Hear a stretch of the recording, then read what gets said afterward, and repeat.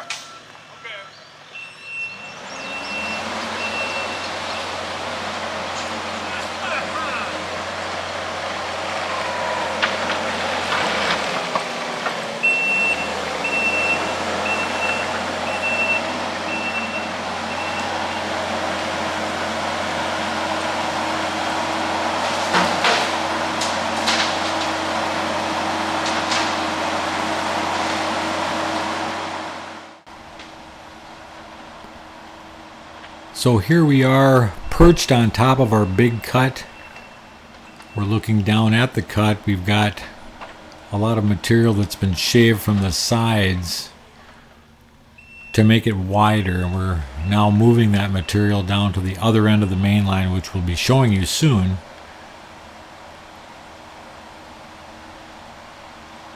We're using our borrowed dump truck to move the material. We can do 4 buckets at a time, which does speed things up quite a bit.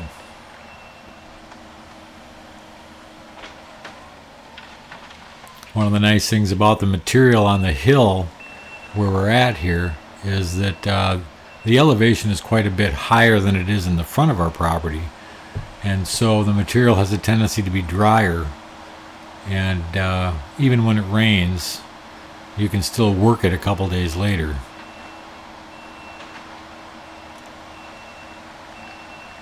I think this work day that we're showing was about 3 days after the last rainstorm, and it's fine.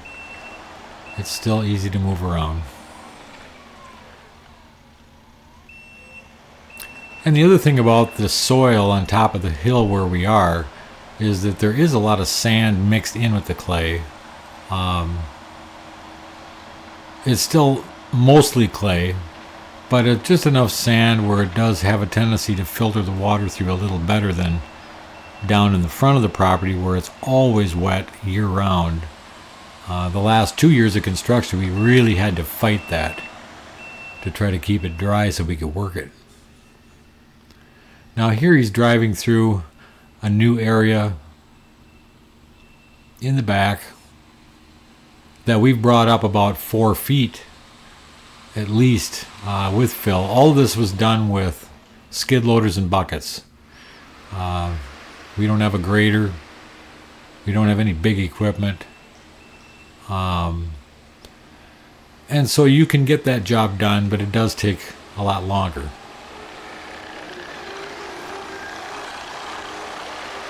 The area you're looking at now is almost at the end of our current right-of-way, an area that we've got prepared for dirt work. The rest of the route has been surveyed, and we do have trees marked, but it's a pretty heavily forested area. We're going to be taking you back there probably on the next video or two, kind of show you what's coming up next. But here you can see that the route is basically a horseshoe, and this route almost doubles back on itself. It's not a switchback, but it has the same effect of gaining altitude up the hill while trying to maintain at least a 3.5% grade. We wanted a 2% grade through the whole railroad, but a recent survey found out that it rises so fast we can't do the 2%. So we're settling for somewhere between 3 and 4%. This area here, I believe, is about 3.5.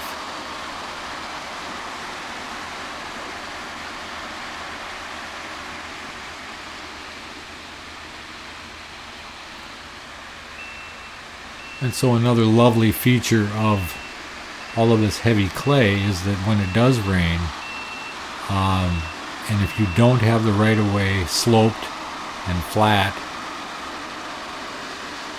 the water will never go away. And so every day before we're done with grading, we will flatten everything out, we'll slope everything out.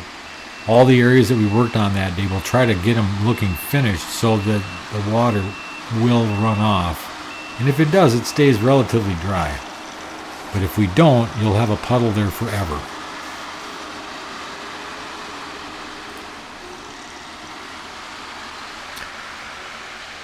Just some of the joys of working with clay soil.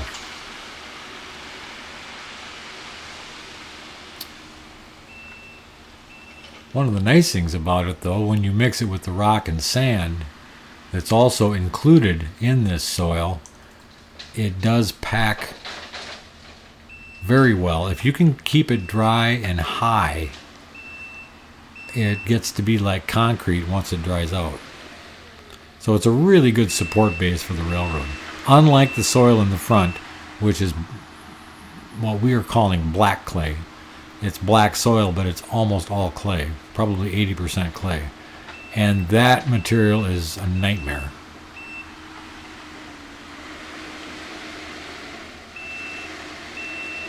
So the idea behind our construction methods here is that we have enough space through the cuts and on the fills so that we can have a road running next to the track. All the way along the track, the whole length of the railroad, so that we can get equipment in for maintenance and track inspection, that kind of thing. Fortunately, we have enough material that we can do that, build it up wide enough. It almost looks like a 3-lane highway from this view, but it's very handy to be able to get in and access those areas later on.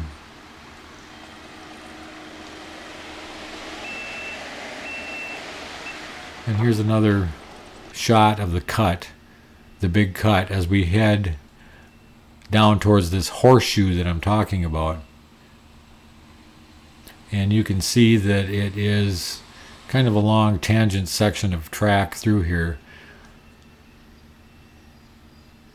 You've got another cut coming up ahead here, not nearly as deep as the first one, but... And we need the material, so cuts are not a bad thing. This one here has not been widened out yet. We've just widened it out enough so we've got some access to it.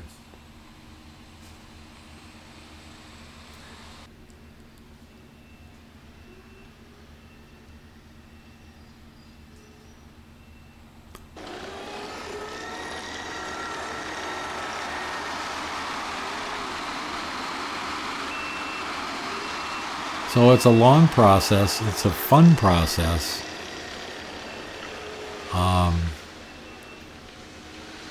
And I think it'll be worth the wait because we'll have a high quality roadbed. I would think that washouts of any kind are going to be pretty minimal.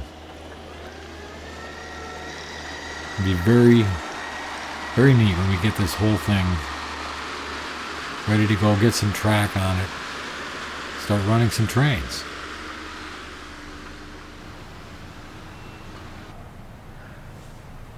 So that's just a little taste of our construction on the new right-of-way. I'm standing here at the end of where we've added our fill. We're bringing fill in from around the corner. You've seen us do that. And we're building this up at least another 3 feet in the area that I'm standing. So we have quite a long ways to go. But we will be laying track here in the next 2 or 3 weeks. And we hope you join us for that. So if you like the video, please hit the like button and don't forget to subscribe, and we'll see you on the next one.